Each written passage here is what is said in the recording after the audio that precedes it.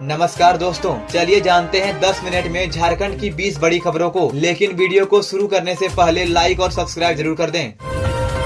Operation सिंदूर, भारत ने लिया पहलगाम हमले का बदला, गोड्डा में मना जश्न। भारत ने पाकिस्तान को करारा जवाब दिया है। भारतीय वायुसेना ने मंगलवार रात 1 बजे पाकिस्तान और पीओके में एयर स्ट्राइक की। इस हमले में 9 आतंकी ठिकानों को निशाना बनाया गया। सुबह जैसे ही लोगों को यह खबर मिली, पूरे देश में खुशी की लहर दौड़ गई। गोड्डा में लोगों ने आतिशबाजी की और भारत माता की जय के नारे लगाए। महागामा के केचवा चौक पर युवाओं ने आतिशबाजी की। लोगों ने कहा, भारत अब सिर्फ सहता नहीं, जवाब भी देता है। सबने माना कि भारतीय सेना का ये हमला एक सख्त और रणनीतिक जवाब है। लोगों ने कहा कि ये हमला एक ट्रेलर है, अभी पूरी फिल्म बाकी है। सेना ने बता दिया कि नया भारत पहले चेतावनी नहीं देता। यह कार्रवाई पहलगाम आतंकी हमले के बाद की गई है, जिसमें भारतीय सैनिकों की जान गई थी। ऑपरेशन सिंदूर के जरिए भारत ने साफ कर दिया है कि आतंक का हर जवाब अब जोरदार होगा। सेना की इस बहादुरी पर पूरे देश को गर्व है।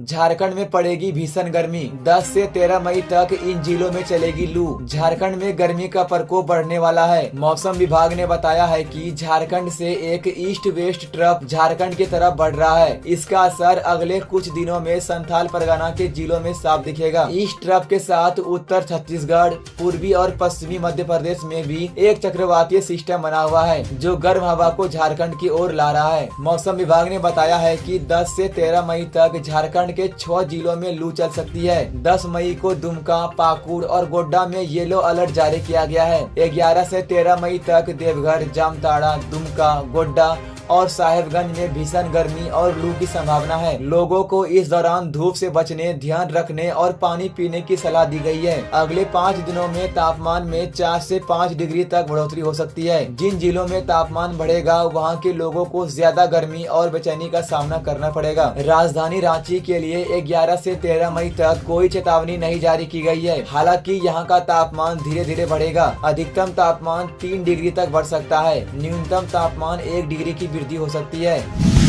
गिरिडीह में ड्राइवर की मौत पर हंगामा, परिजनों ने पुलिस पर पिटाई का लगाया आरोप। गिरिडीह के ताराटांड थाना क्षेत्र में एक बोरिंग गाड़ी के ड्राइवर संजय दास की मंगलवार देर रात मौत हो गई। परिजनों ने पुलिस पर पिटाई कर हत्या करने का आरोप लगाया है। 42 साल के संजय दास नावाटांड गांव के रहने वाले थे और बोरिंग गाड़ी चलाते थे। मंगलवार रात वो किसी काम से गिरिडीह जा रहे थे। रास्ते में ताराटांड जंगल के पास पुलिस की गश्ती टीम ने उन्हें रोक लिया और पैसे मांगे। परिजनों का आरोप है कि जब संजय ने पैसे नहीं दिए तो पुलिस ने बुरी तरह पीटा। पिटाई के बाद जब संजय बेहोश हो गए तो पुलिस ने गाड़ी मालिक को फोन कर बुलाया। गाड़ी मालिक उन्हें अस्पताल ले गया, लेकिन डॉक्टर ने उन्हें मृत घोषित कर दिया। संजय की मौत के बाद परिजनों और गांव वालों ने सबको थाने के सामने रखकर प्रदर्शन किया। उन्होंने कहा कि पुलिस अक्सर अवैध वसूली करती है। एसडीपीओ जितवाहन ने कहा कि मामले की जाँच की जा रही है। पोस्टमार्टम रिपोर्ट के बाद ही साफ होगा कि मौत कैसे हुई।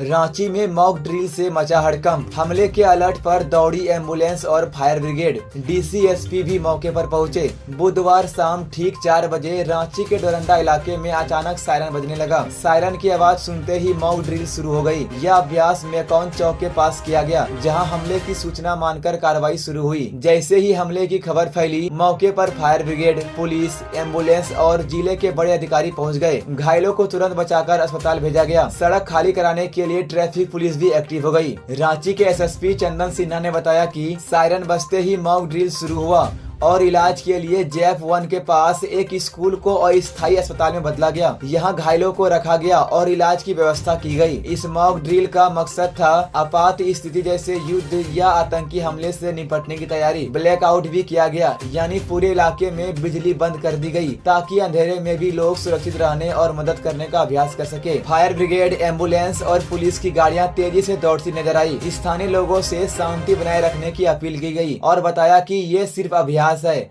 असली घटना नहीं है। जगन्नाथ महतो का परिवार अब मेरा परिवार है, सीएम हेमंत सोरेन का बड़ा बयान। झारखंड के मुख्यमंत्री हेमंत सोरेन और उनकी पत्नी कल्पना सोरेन बोकारो जिले के चंद्रपुरा प्रखंड के अलारगो गांव पहुंचे। यहां उन्होंने दिवंगत जगन्नाथ महतो के बेटे और बहू को आशीर्वाद दिया। सीएम हेमंत सोरेन ने नव विवाहित जोड़े को फूलों का गुलदस्ता देकर उन्हें बधाई दी। इस मौके पर जगन्नाथ महतो की पत्नी बेबी देवी भी उपस्थित रही। मुख्यमंत्री हेमंत सोरेन ने कहा, जगन्नाथ बाबू का परिवार अब मेरा परिवार है। जब बेबी देवी ने खोटा में कहा, अब तो तुम ही जिम्मेदारी संभालो, तो सीएम और उनकी पत्नी ने भरोसा दिलाया कि वे हमेशा उनके साथ रहेंगे। जगन्नाथ महतो झारखंड के एक प्रमुख नेता थे और 2014 में डुमरी विधानसभा से विधायक बने थे। उन्होंने भाजपा के उम्मीदवार को बड़ी जीत से हराया था। 2020 में वह कोरोना से संक्रमित हो गए और 9 महीने इलाज के बाद उनका निधन 6 अप्रैल 2023 को हुआ था। पहलगाम हमले के 15 दिन बाद भी सदमे में मनीष की पत्नी। परिजन बोले, सिर्फ बाहरी नहीं, अंदर के दुश्मनों पर भी हो कार्रवाई। 22 अप्रैल को जम्मू कश्मीर के पहलगाम में हुए आतंकी हमले में शहीद हुए आईबी अफसर मनीष रंजन की पत्नी आज भी सदमे में है। मनीष रंजन बंगाल के झालदा के रहने वाले थे। मनीष की पत्नी जया मिश्रा अब भी घटना को भूल नहीं पा रही है। जब भी किसी से हमले की बात होती है या मनीष की तस्वीर देखती है तो डर से चिल्ला उठती है। परिवार के अनुसार वो डॉक्टर की देख में है और ब्लड प्रेशर भी बढ़ जाता है। भारत सरकार ने हाल ही में पाकिस्तान और पीओके में एयर स्ट्राइक कर आतंकियों का जवाब दिया। इससे मनीष के परिवार को कुछ राहत मिली है। मनीष के भाई राहुल रंजन ने कहा कि ये शुरुआत है, सिर्फ बाहरी आतंकियों पर नहीं, जो भारत में रहते हुए पाकिस्तान जिंदाबाद के नारे लगाते हैं उन पर भी कार्रवाई होनी चाहिए। उन्होंने कहा कि अंदर के गद्दार ही ज्यादा नुकसान पहुंचाते हैं। परिवार ने बताया कि 10 मई को गृह मंत्री अमित शाह झारखंड आ रहे हैं। अगर उनसे मिलने का मौका मिला तो मनीष के लिए इंसाफ की अपील करेंगे। रांची के सांसद संजय सेठ ने भी हर संभव मदद का भरोसा दिया है। शहीद मनीष के परिवार की ये अपील अब पूरे देश की आवाज बन रही है।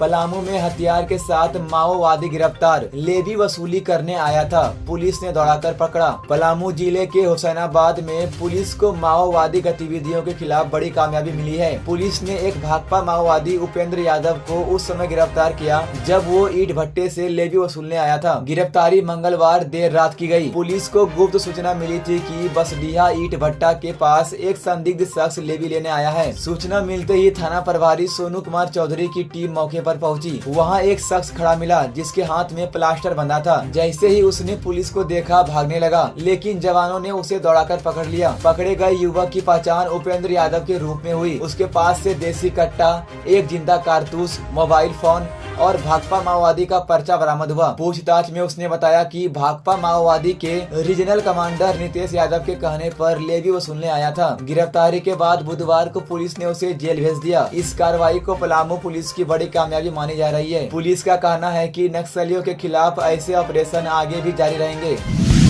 झारखंड आंदोलनकारी कपूर टुडू का निधन, सीएम हेमंत सोरेन ने दी भावपूर्ण श्रद्धांजलि। झारखंड आंदोलन में अहम भूमिका निभाने वाले कपूर कुमार टुडू उर्फ कपूर बागी का निधन हो गया है। उनके निधन की खबर से पूरे राज्य में शोक की लहर है। कपूर बागी जी का अंतिम दर्शन करने और श्रद्धांजलि देने खुद मुख्यमंत्री हेमंत सोरेन उनके पैतृक गाँव चिलगू चाकुलिया पहुँचे। मुख्यमंत्री ने उनके पार्थिव शरीर पर माल्यार्पण कर श्रद्धांजलि दी और शोक संतप्त परिवार से मिलकर उन्हें ढांढस बढ़ाया। वे अंतिम यात्रा और अंतिम संस्कार में भी शामिल हुए। मुख्यमंत्री हेमंत सोरेन ने कहा कि अलग झारखंड राज्य के आंदोलन में महत्वपूर्ण योगदान रहा। वे हमेशा सामाजिक कामों और आम लोगों की मदद में लगे रहते थे। सीएम ने कहा, कपूर बागी मेरे भाई जैसे थे। उनका जाना मेरे लिए व्यक्तिगत और राज्य दोनों के लिए बड़ी क्षति है। कपूर टुडू रिश्ते में मुख्यमंत्री हेमंत सोरेन के फुफेरे भाई थे।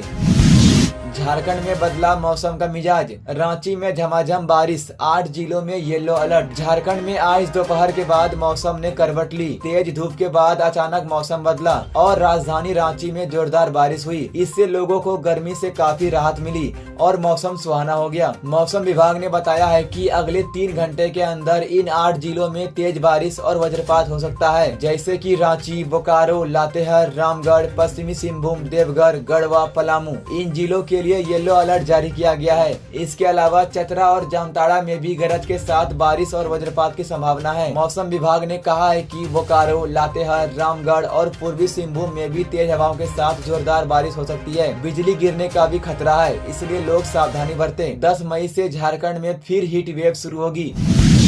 झारखंड के लेटेस्ट न्यूज को सबसे पहले देखने के लिए हमारे चैनल को सब्सक्राइब जरूर करें।